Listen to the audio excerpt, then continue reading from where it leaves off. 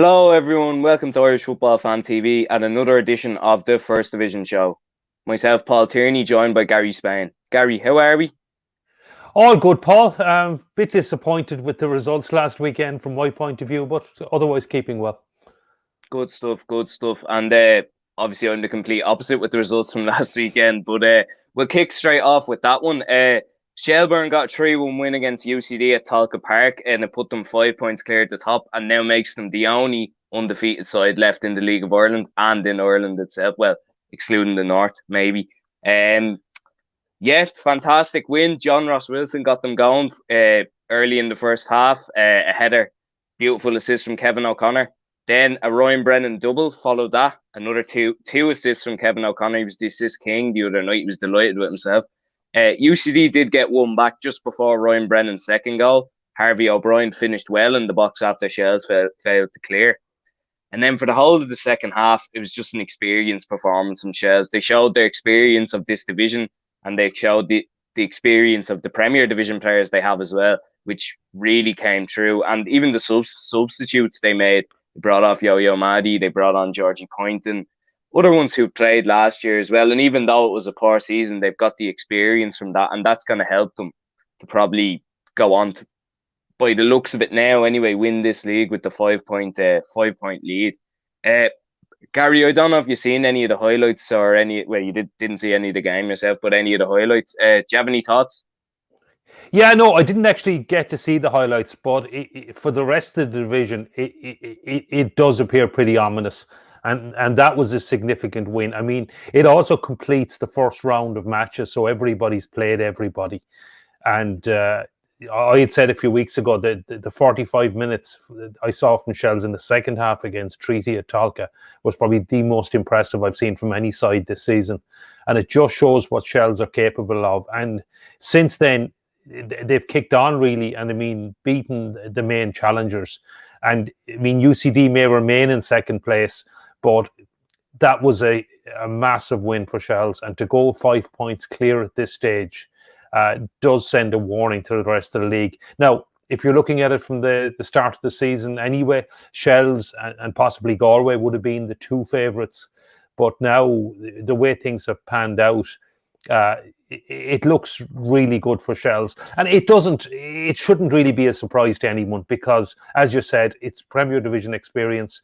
They've kept a lot of the experienced players from last season. They've added guys like Yo-Yo Magdy, and well, they're flying, and it's hard to see anybody else at this stage win the division. Yeah, definitely, I'd agree with you. And as you said, you've seen the best 45 minutes from Shels this season. I think I've seen the best 90 minutes, to be honest. They were just dominant for the whole thing. And UCD just didn't have a patch on them. I know UCD were missing a couple of players. Jack Keeney was out, and a couple of players did come back in from injury. But you could see when they were chasing the game, they just couldn't really go toe-to-toe with Shels. And that was just the experience shown. And I suppose that's a good thing for myself anyway. And hopefully they continue with that. And, you know, it's a tough game this week against Galway. Probably who we were, as you mentioned, who we were calling to be their main challengers this season. And it's probably a more important game for Galway than it is for Shels, maybe. But yeah, it's going well, and you have to be delighted with that. I know you talked about it already. It does look pretty ominous, but do you think they might be caught at all, or do you think they'll just sail on now and go straight through to the end?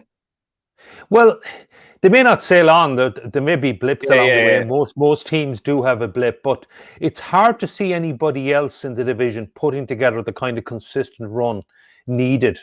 And even if you just look at the game since the Treaty game, I mean, Shels faced Athlone when Athlone were their main challengers and did dispose of them in Talca. Went down to Cove, a tough trip, went a goal down, faced a penalty. Brendan Clark, great penalty save.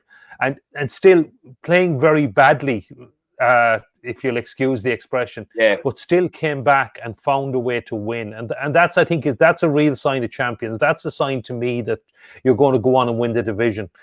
When you're not at your best, nowhere near your best, you're a goal down, you're away from home, and you still just find a way to win the match. And so Obviously Shels are going to have blips. Teams are going to catch them. They will lose games, I think, between now and the end of the season.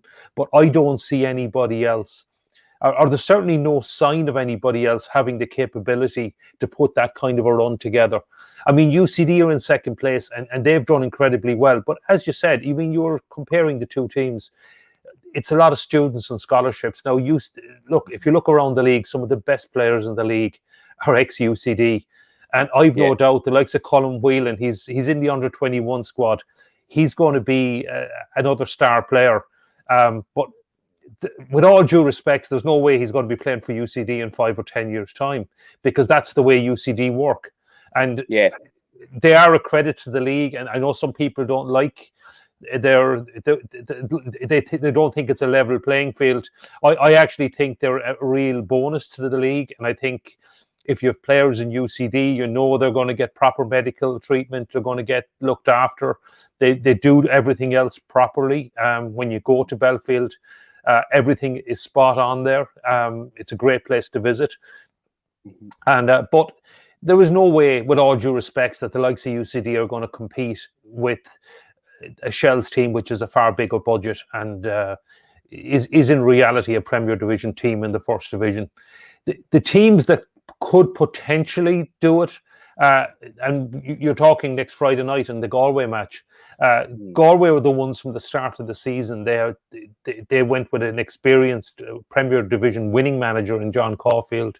They have a professional setup, full-time players, but they just haven't been doing it on the pitch, and we can go on and talk about them. But to have any chance, I think, at all of challenging for the title, I think Galway have to win in Talca on Friday night. Yeah, definitely, I agree. And just you mentioned UCD as well. Even the way they play, it's just fantastic. It's always gung ho, go for goal all the time. It's never any different. And as you said, credit to them.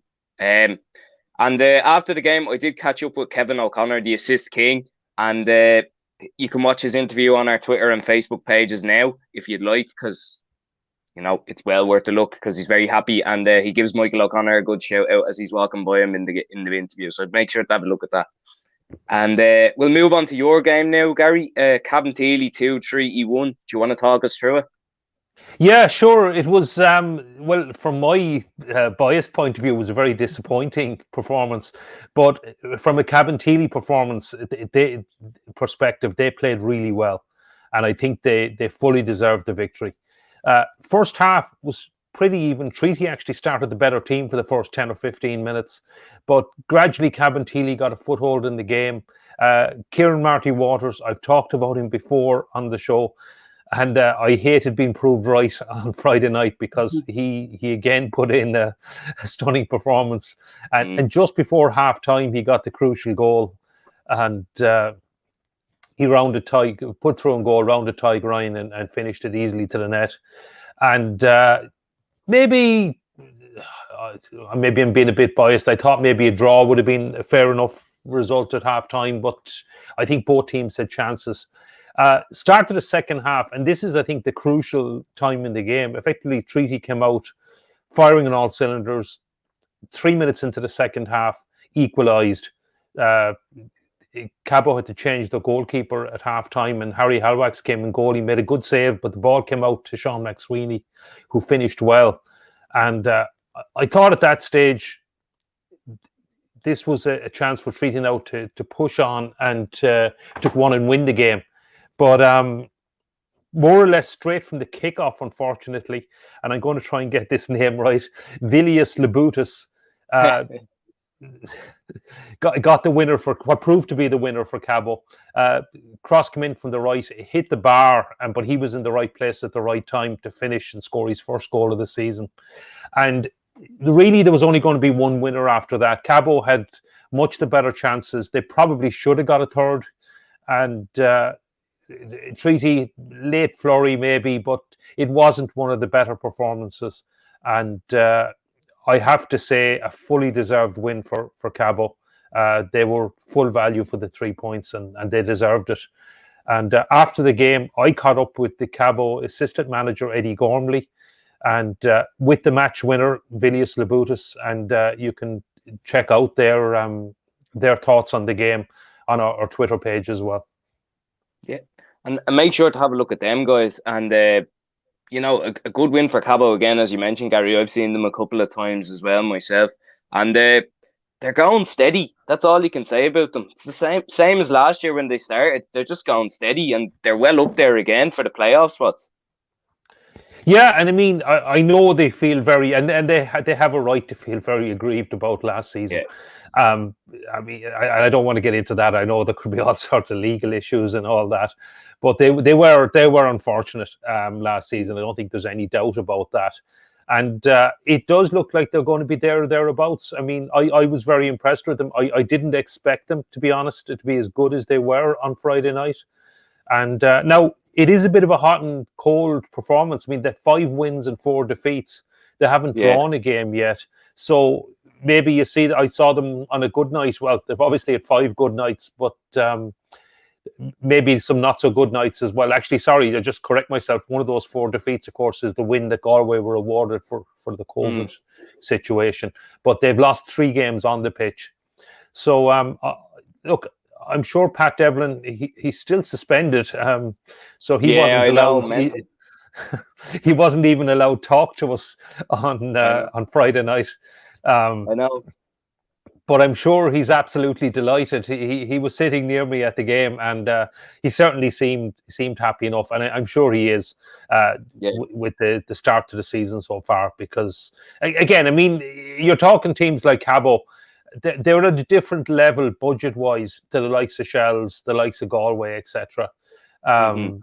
And so they're doing incredibly well to be in the playoff positions. And that's probably where they will be in or around the playoffs.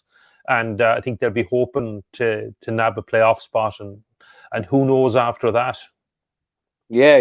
And I think you mentioned with Cabo as well. You said hot and cold. I mean, I've seen them be very good against Cove at home, and then I've seen them against Bray. Bray, the game, it was the game before this week.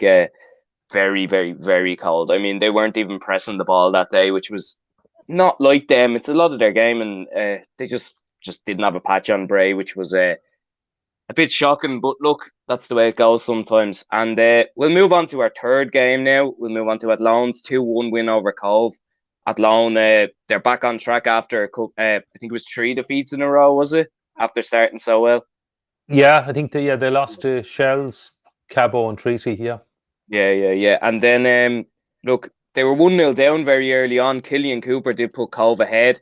I think it was about the 15th, 16th minute. And they were leading for as long as I was watching the scores anyway, before I went down to do the interviews after the Shels game. And then when I checked my phone after, 2 late goals from Derek Daly and James Duna took the day for Athlone. Probably a very important win, get them set again at the end of this first round of fixtures to go again against UCD this week. And look, they're well up there. They're still up there, even though they've lost a couple of games in a row. But they're back firing again, and that's the main thing. Yeah, I think that was a crucial win for them. And I talked last week about when I'd seen Treaty beat Athlone, that James Duna, to me, looked the most impressive player. And he certainly did it this week and popped up with the winner.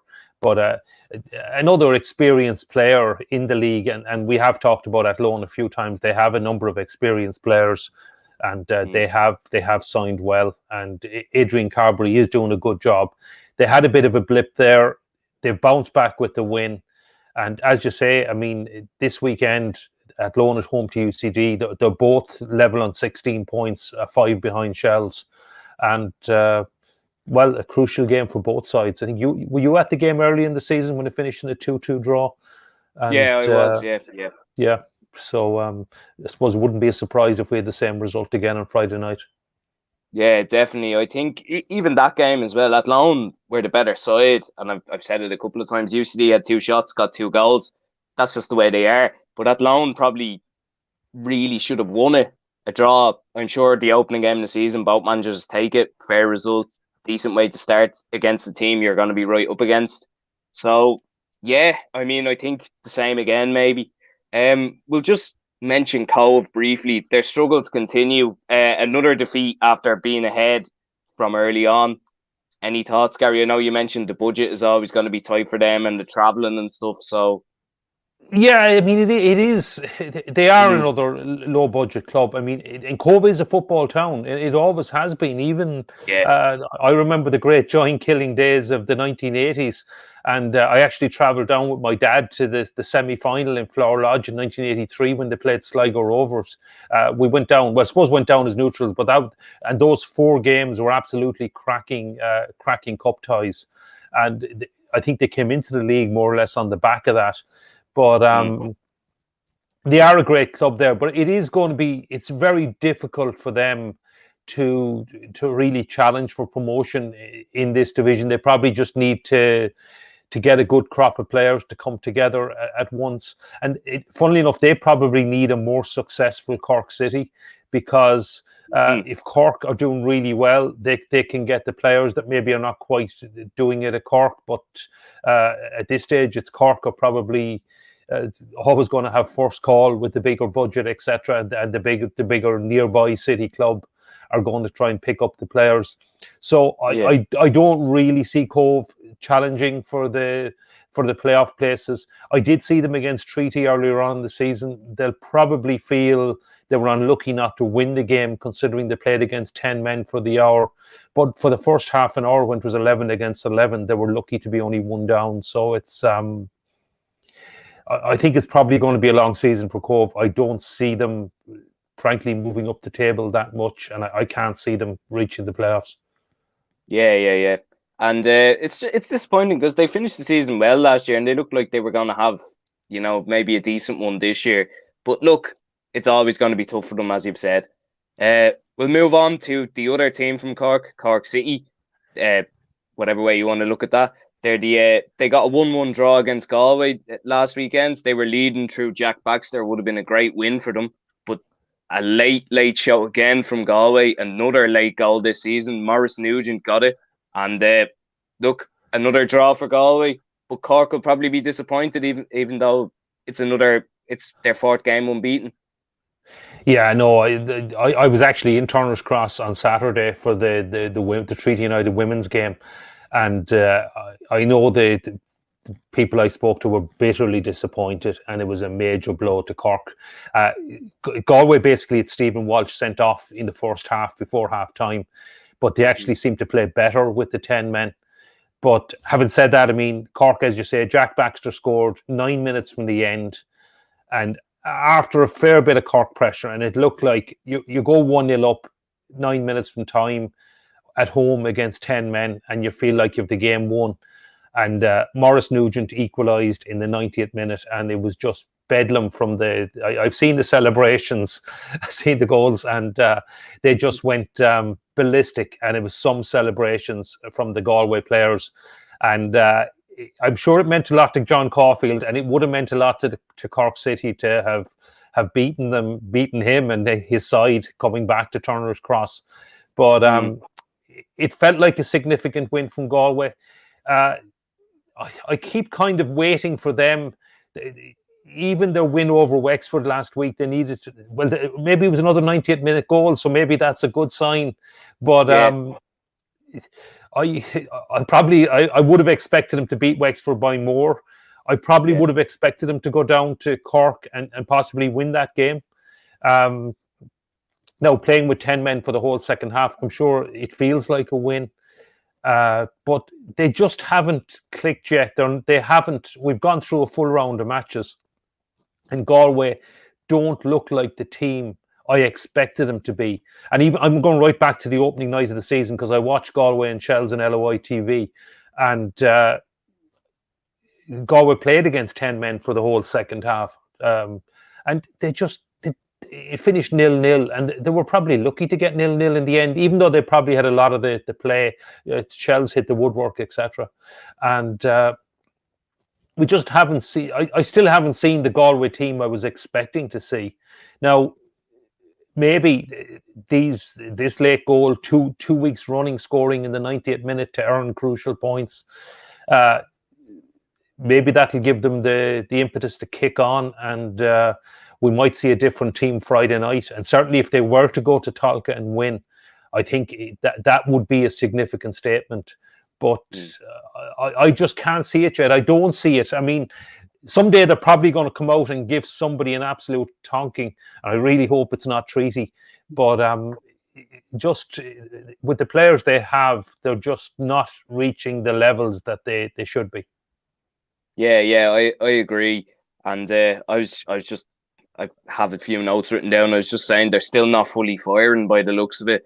And maybe, the red card done them in there the other night. It would do most teams in, especially so early on with a whole half left to play. But as you said, I expected more, you expected more. I think everyone expected more. And look, it's one round of fixtures down. If they got a win on Friday, who knows what could happen. As you said, I don't see it myself. I think Shels would probably be happy enough with a draw, in my opinion. But look, they'll keep going, and as you said, they're probably due absolutely hammering someone. So look, we'll just wait and see what happens, and we'll move on to our final game now. Wexford lost 1-0 at home to Bray Wanderers. Another goal from a striker for Bray, Joe Doyle. That gives them their third win from three. As you've seen, what Gary Cronin was saying in the interviews I done with him as well. He was saying once the strikers are fully fit, I think they'll start firing. They've got Brandon Kavanagh and Connor Clifford giving them the ball constantly down there. So look, 3 wins from 3 for Bray, and they're starting firing. Yeah, I mean, if there's anyone that's going to threaten Shels for the title, it may well be Bray and not actually UCD or Athlone, who are in second and third place, or even Cabinteely, who are in fourth place. They're 7 points behind, and they hadn't won a match until, as you say, they got the 3 wins in a row. And I think this was a lot down to the injuries. I mean, Darragh Lynch, Gary Shaw, Joe Doyle, they have 3 quality strikers at the club, but they've had huge injury issues, and it's all been up top. And they have looked very solid. On the opening day of the season, they were probably unfortunate not to beat Treaty. They certainly dominated the match, and it was a valiant rearguard action by Treaty that kept it scoreless. And probably if Bray had a couple of those strikers fully fit and functioning, they may well have scored the goals. And as you say, now they're coming back, and they're pretty solid all over the rest of the field. They will feel, and I know they feel very aggrieved they didn't win the division last season. They went into the last day on top of the table, and they got mugged at home by Galway, and that got Galway into the playoffs. But it cost Bray the title and sent Drogheda up, and look how well Drogheda are doing now. And then a week later, they got mugged again by Galway in the playoffs in a game. I was actually at that game, the playoff semi-final, and they were. Look, it was a very even game. Either team could have won it, and Galway won it with a late goal. But it would have been a very, very frustrating and disappointing end to the season for Bray. And it just starts to feel now that they've got their act together. As I said, the 3 wins in a row. They're going to the Markets Field on Friday night. It's going to be a tough place to go because Treaty are unbeaten in the Markets Field. But Bray are they're on a good run, and it's probably a bad time to face them. And that will tell a lot, but maybe the gap is just that bit too much. It's already 7 points to Shels, and it's hard to see Shels dropping too many points for Bray to make up the 7 points, because Bray are obviously going to lose a game or two in the meantime as well. But if anybody is going to make this a title race, the most impressive team, I think, or the most likely to do it for me would be Bray. Yeah. And I've seen them a couple of times myself. They can be very impressive. And obviously with the strikers up there to put the goals away, that's the most important thing. They did get a 3-3 draw against Shels in the second game of the season. Now, I've spoken to Jer a couple of times about it. He was at the game that day, and he said, look, Bray were probably the better side. Brandon Kavanagh was excellent. They probably should have won. They were leading a couple of times. So, look, that says a lot. I mean, they've probably given Shels one of the best games they've had this season, along with yourselves and Galway as well, maybe. So, look, maybe they're the 3 teams to challenge. That could be the next game in the Carlisle grounds as well, actually. Just when we come back after the break, it's going to be Bray at home to Shels. So, that should be a cracker. Yeah, and we'll just briefly go on to Wexford. Ian Ryan's first game. another 1-0 defeat after the one last week. Performing better. Are the first points coming? I mean, they're playing Cabinteely away this week.